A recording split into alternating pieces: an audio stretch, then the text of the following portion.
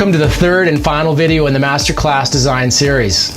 Now that you understand the manufacturing process and your software is set up properly, it's time to get creative.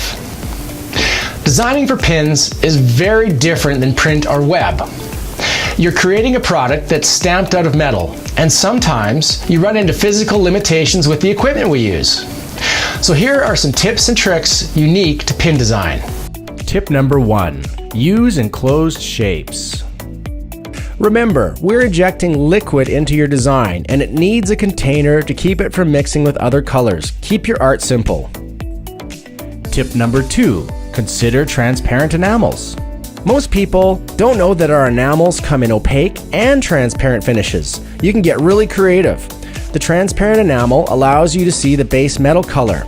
We can also add textures to the metal background to create a really nice effect. If you want to learn more, check out my blog post on transparent enamels.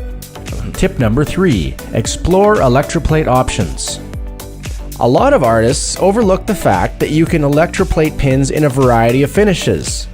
Black nickel in particular is very popular with designers because it renders your edges and details in black, much like pen and ink in cartoon-style drawings. You can also request a mix of finishes, having some pins in silver and the others in gold, for example. Tip number 4. Use raised metal as a design element. The other thing that enamel pin designers often overlook is using the base metal as a design element. People get really hung up on adding a lot of color. Sometimes simple is best. You can leave large areas of gold, nickel, or black nickel as raised metal. If you have a very small detail area in your design, such as motion lines or shading, it's best to make those raised metal as well. You can even eliminate paint and use metal bases with sandblasting or antiquing. Tip number 5. Text best practices. Text, when scaled down, is often too small to hold color on most 1-inch pin designs. Be sure to add tracking of at least 50 to your text to allow the color to flow around it. We suggest making your text all caps. We almost always convert text to raised metal. We do offer a workaround on some enamel processes in which we silkscreen letters on top of the enamel. It does add a setup and a run charge, and for small orders it adds a lot of cost. But if you want to find out more about it, contact us and we'll guide you on how to proceed.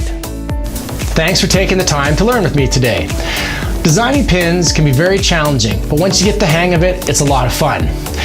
Please enter your email address and I'll send you a graphic designer cheat sheet and a $25 off coupon. And while you're at it, be sure to subscribe to my YouTube channel. If you have any questions or comments, enter them below the video and I'll get back to you right away. My name is Davidiuk and I look forward to seeing your enamel pin designs in my inbox very soon.